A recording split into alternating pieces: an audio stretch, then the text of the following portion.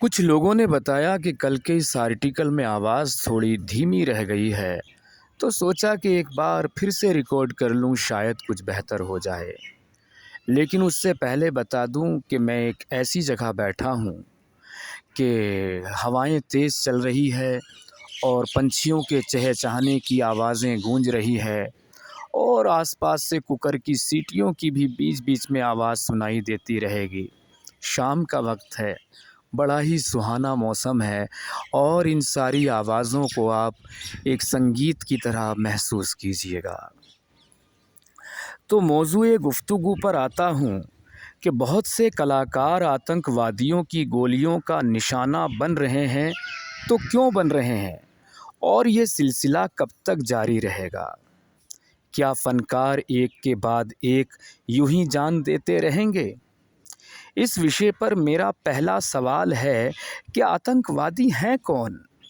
جواب وہی سیدھا سرل، ویری سمپل، لیکن بہت ہی کڑوا، کہیں کسی کو الٹی نہ ہو جائے۔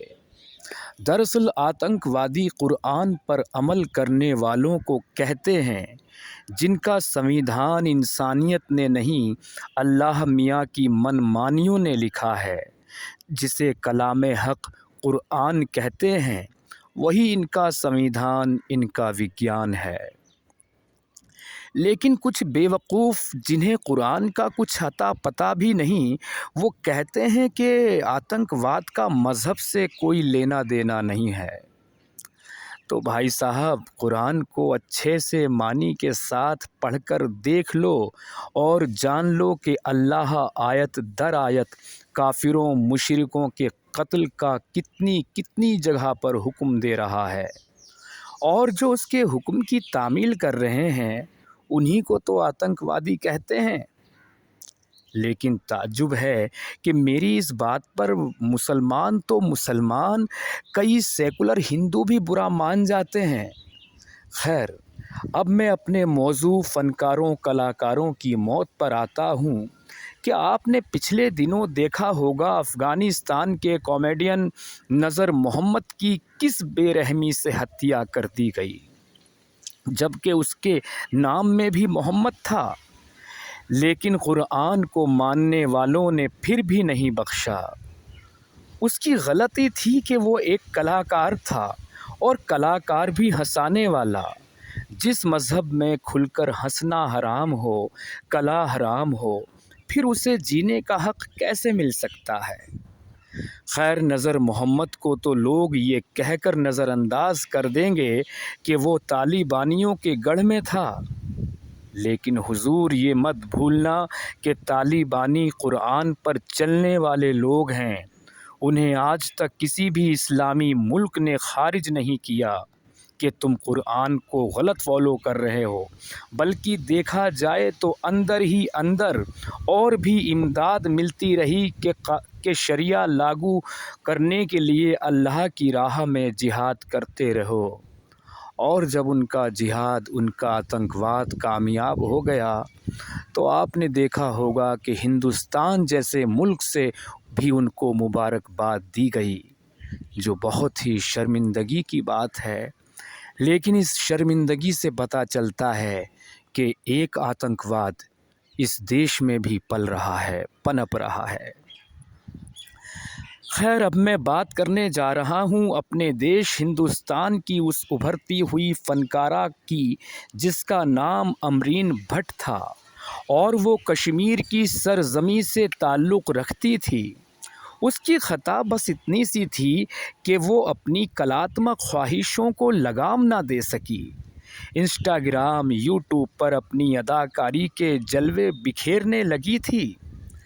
تب اور بھی دل ٹوٹ گیا کہ جب یہ پتہ چلا کہ وہ گھر کی بیٹی نہیں بلکہ بیٹا تھی۔ اپنی اداکاری، فنکاری سے پورے پریوار کو پالنے کے ساتھ ساتھ اپنے بیمار باپ کا بھی علاج کرا رہی تھی۔ ٹی وی پر جب یہ نیوز دیکھی کہ ماں باپ اور کئی عزیز رشتہ دار چیخ چیخ کر رو رہے ہیں اور سب کے منہ پر ایک ہی جملہ ہے کہ امرین نے کسی کا کیا بگاڑا تھا، اس بات پر میں روؤں کہ ہنسوں یا غصہ کروں؟ کیا آپ کو پتہ نہیں کہ امرین نے کسی کا کیا بگاڑا تھا؟ اس کی پہلی غلطی تو یہی تھی کہ وہ حجاب پسند نہیں تھی، مومنوں کے مطابق اپنے جسم کی نمائش کرتی تھی۔ کیا آپ نہیں جانتے کہ ایسی عورت کے لیے شریعہ کیا فیصلہ سنا رہی ہے؟ اور سونے پر سہاگا کہ جسم کی نمائش کے ساتھ ساتھ وہ اداکاری بھی کرتی تھی۔ کیا آپ کو خبر نہیں کہ اسلام میں ناچنا حرام، گانا حرام، شاعری حرام، سنگیت حرام، اداکاری حرام، تصویریں بنانا حرام، یہ حرام وہ حرام، سب کچھ حرام حرام حرام۔ لیکن جناب حلالہ حلال ہے، چار چار لگائییں رکھنا حلال ہے، مسیار متاع اور مال غنیمت کی عورتیں لونڈیے بنا کر رکھنا حلال ہے، یہ سب کچھ حلال ہے، لیکن سکون دینے والی ہر دلکشی، ہر ادا، ہر صدا حرام ہے۔ تو پھر بتاؤ امرین کو زندہ رہنے کا ادھیکار کیسے ہو سکتا تھا؟ اس کی موت پر جو عزیز رو رہے ہیں، کوئی ان سے کہو کہ اسے آتنک وادیوں نے نہیں، اللہ کے اس دین حق مذہب اسلام نے مارا ہے، اور تم بھی اسی مذہب کے ماننے والے ہو۔ اگر قرآن کو ٹھیک سے پڑھ لیے ہوتے تو تم خود اس کا قتل کر دیتے، یا اگر امرین ہی قرآن کے قانون کو سمجھ لیتی تو اپنی ساری خواہشات کا گلا گھونٹ کر خود کو جیتے جی مار دیتی، کیونکہ اللہ کو فن نہیں فن پسند ہے، فنکار نہیں پھنکار پسند ہے۔ جانتے ہیں آپ کہ ہمارے مومنوں میں کتنا ٹیلنٹ ہے؟ یہ تب دیکھنے کو ملتا ہے جب کوئی اسلام سے دور ہوتا ہے تو وہ مرزا غالب، میر تقی میر، دلیپ کمار، محمد رفیع، ساحر لدھیانوی، شاہ رخ خان، سلمان خان، عامر خان، نصیر الدین شاہ، نواز الدین صدیقی اور اے پی جے کلام ہو جاتا ہے۔ کبھی کبھی وہ ملک کے لیے ویر عبدالحمید بن کر جان کی بازی بھی لگا دیتا ہے، اور جب کوئی اسلام کو مضبوطی سے پکڑتا ہے تو وہ حافظ سعید، اجمل قصاب، اسامہ بن لادن، ملا محمد عمر، یہ سب کچھ ہو جاتا ہے۔ لیکن تم کیا کہوں لیکن تم میری بالکل مت ماننا، خود دیکھنا، سوچنا، سمجھنا، آخر مذہب اسلام چاہتا کیا ہے؟ یہ خدا کا مذہب ہے یا کسی ظالم شہنشاہ کا فرمان؟ میری اس بات کو سن کر کئی ہندو بھی بھڑک اٹھتے ہیں کہ میں نے اس فہرست میں شاہ رخ خان، عامر خان اور نصیر الدین شاہ کا نام کیوں لیا؟ اور بھی کچھ ایسے نام ہیں جن پر انگلیاں اٹھتی ہیں۔ تب میں کہتا ہوں اجی سنیے تو صحیح، ان بیچاروں پر انسانیت کا نشہ طاری ہے، اس بے خودی میں یہ سمجھ نہیں پا رہے کہ ہمیں اس دیش میں ہیرو بنانے والے ہندو ہیں، ہم مومنوں کے نہیں کافروں مشرکوں کے ہیرو ہیں۔ اگر مسلمانوں کے چکر میں پڑتے تو اب تک سب امرین کی طرح اپنی اپنی قبروں میں سو رہے ہوتے۔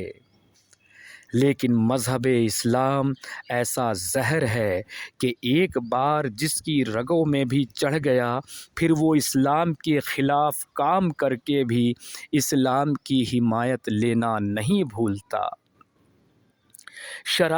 شراب کو ہی دیکھ لیجئے، جو کہ اسلام میں سراسر حرام ہے۔ ایک بال برابر بھی گنجائش نہیں، لیکن مزے کی بات ہے کہ ایک شرابی نشے میں بھی اسلام کے لیے مرنے مارنے پہ اتر آتا ہے۔ اسی سے پنپتا ہے آتنک واد۔ جب ہندوستان جیسے دیش میں اس کو جگہ نہیں مل پاتی تو پھر سیکولرزم کا روپ دھارن کر لیتا ہے۔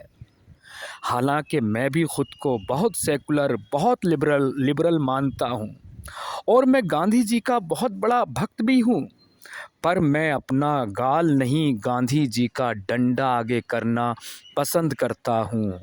جو جیسا ہو اس کے ساتھ ویسا ہی سلوک کیا جائے۔ اگر کوئی جھک کے سلام کرے تو میں اس کے قدموں میں بچھ جاؤں۔ اگر کوئی ہاتھ دکھائے تو میں اس کے سامنے ہتھوڑا لے کر کھڑا ہو جاؤں۔ خیر، بہرحال دوستوں، ایمان والے کافر کے اس آرٹیکل میں بس اتنا ہی کہنے کی کوشش کی ہے کہ کم سے کم ہمارے بدھی جیوی ورگ کو تو صحیح سے اسلام کی پریبھاشا سمجھنی چاہیے۔ جب میں کسی مفتی مولوی سے ان سب ہیروں کا ذکر کیا کرتا تھا تو ایک ہی بات بولی جاتی تھی کہ یہ تو جہنم کا ایندھن ہے، ان کا کوئی دین ایمان، کوئی مذہب نہیں ہے۔ لیکن یہ بیچارے پھر بھی اپنی روح میں ایمان کو پھونکنے کی جی توڑ کوشش کر رہے ہیں۔ بڑا ترس آتا ہے ان پر۔ کتنی کوشش کر رہے ہیں کہ ہم مسلمانوں کی نظر میں بھی مسلمان بنے رہیں اور اپنے کفر کی بھی ادائیگی کرتے رہیں، لیکن ایسا نہیں کہ ان سے سبھی مسلمان نفرت کرتے ہوں۔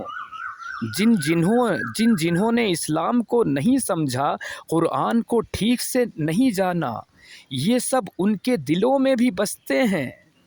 تو اسی سے جان لیجئے کہ کمی مسلمانوں میں نہیں، اسلام میں ہے۔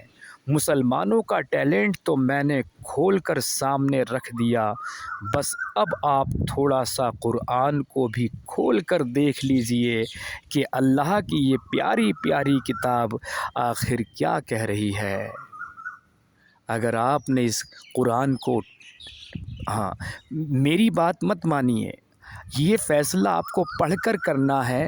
اگر آپ نے قرآن کو ٹھیک سے پڑھ لیا، سمجھ لیا، تو پھر یہ کہنا بند کر دیں گے کہ آتنک واد کا کسی مذہب سے رشتہ نہیں ہوتا۔ بہت بہت شکریہ دوستوں۔ کئی جگہ پر اٹکا بھی ہوں کیونکہ ایک ہی ٹیک میں ریکارڈ کرنا تھوڑا سا مشکل بھرا بھی رہتا ہے، لیکن کوئی بات نہیں، اس سے کافی کچھ سیکھنے کو بھی ملتا ہے۔ بہت بہت شکریہ آپ سبھی کا۔